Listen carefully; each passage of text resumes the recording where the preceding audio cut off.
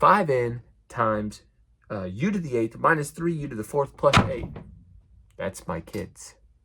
Hey, welcome back, mathletes. We are factoring in quadratic form. Here's the deal with quadratic form.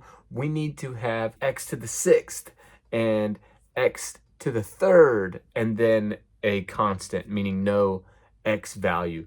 The key is that we need to be able to multiply these two variables together to get to the degree that we have. We can't multiply x squared times itself, x squared and x squared, to get x to the 8th. That would only give us x to the 4th, because 2 plus 2 is 4. So that's how quadratics work. So factoring quadratics, everything else is basically the same as normal factoring. Let's factor u to the 4th plus 2u squared. So I'm looking for, first thing I'm always looking for is the greatest common factor. What's the greatest common factor here? Well, they both have u squared. So I'm going to take out a u squared, and then we'll see what we have. So if I take out a u squared, I have u to the 4th being taken out of u squared. That's going to leave me with 2 more. So because 4 minus 2, right, is 2. So I'm left with u squared plus 2.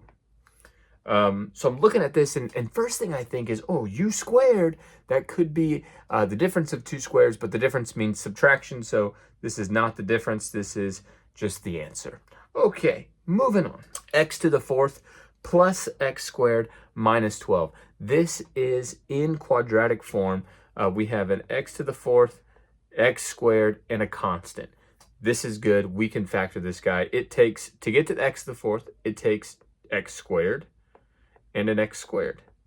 Well, that's perfect because our middle term is x squared. So now the question is, what multiplies to be negative 12 that will add up to be, or combine to be, positive 1? So our factors would be 1 and 12, 2 and 6, 3 and 4. Well, if we get a negative 3 and a positive 4, we would get positive 1. So we have x squared minus 3 and x squared plus 4. There's our answer. You got it. Again, we can look at it and be like, okay, difference of squares. If this was x squared minus 4, oh, we would have somewhere to go and it would be a lot of fun. But it's not. It's x squared minus 3. 3 is not a perfect square. And so it doesn't work out. I'll show you if it was, like, what if it was x to the 4th minus x squared minus 12. That looks like divided by 12. That is horrible. Boom. Okay. If it was that, well, then we would have, okay, we'd have x squared minus 4x, x squared plus 3, because in order to get to the minus x squared, our 4 would need to be negative and our 3 would need to be positive. But here we're not done, because this is the difference of two perfect squares. X times x gives you x squared, and 2 times 2 gives you 4. So we would be able to simplify this further to x minus 2, x plus 2, and then x squared plus 3. So that would be the difference if that was the original question. But it wasn't, so you're welcome for doing more problems than necessary. This one's awfully fun. Okay, remember, we always want to look for a greatest common factor first. So let's look at the numbers, right? Can we take something out of 6, 30, and 300? You said it. It is 6. 6 can factor out of all of that. So we're going to take out a 6. Look at x to the 9th and n, x to the 5th and n, x and n. Well, they all have at least one x and they all have at least one n. So we're going to take out an x and an n as well. All right, so now looking at this thing, if I take out a 6 from this first and I take out an x and I take out an n, I'm left with only x to the 8th. Doing the same thing to the next term.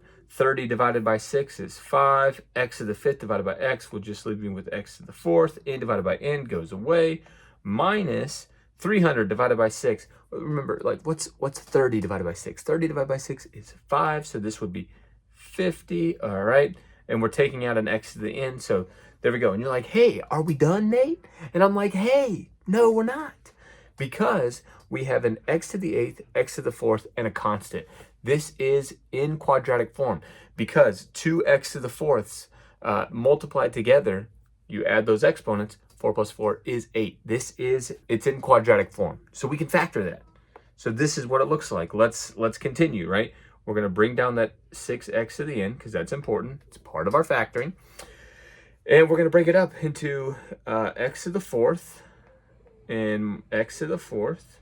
And now let's figure out what multiplies to be negative 50 that will combine to be negative 5. Well, what multiplies to be 50? 1 and 50, 2 and 25, 3, I don't think 3, 4, I don't think 4, 5, 5 and 10. Hey, we got it, right? If we have a positive 5 and a negative 10, we land where we want to land. So here we go, positive 5, negative 10.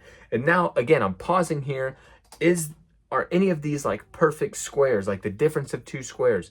Well, this is our only one that's a difference, and 10 is not a perfect square. So, no, we can stop right here. This is our, ooh, I ran off the screen. This is our answer right there. All right, very good. 2 more, and then we will be done. We have 5 in u to the 8th minus 15 in u to the 4th plus 40n. What's common in this thing? Can we take out a number? Can we take out a variable? Yes, we can. I'm so glad you saw it. We can take out a 5. So each of these can be divisible by 5. We can also, each of these has an n. We can also take out an n. So what are we left with? Well, if we take out a 5n from the first term, we're left with u to the 8th. If we take out a 5 from negative 15, that leaves us with negative 3. Take out an n, the n is gone, u to the 4th. If we take out 5 from 40, that leaves us with 8. And n, that's gone. So here we are. We've landed at 5n times u to the 8th minus 3u to the 4th plus 8. That's my kids. Hey, we need to factor it.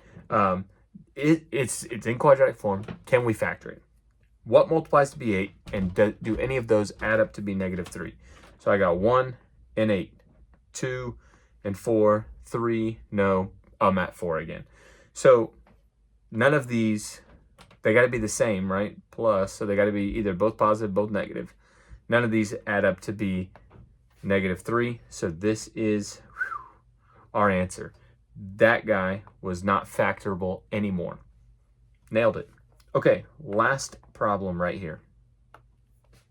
Why is this not in quadratic form?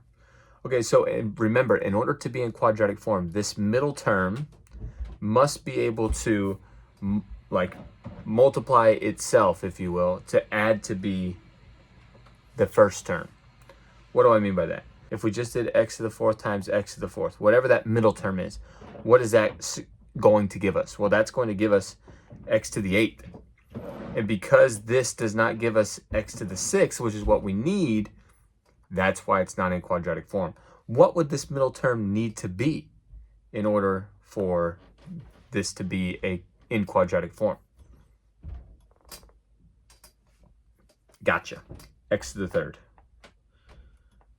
If it was x to the 3rd times x to the 3rd, then we would land at x to the 6th. So this middle term is the problem. That is why it's not in quadratic form. Catch you next time. Subscribe. Help me out, man. I got kids.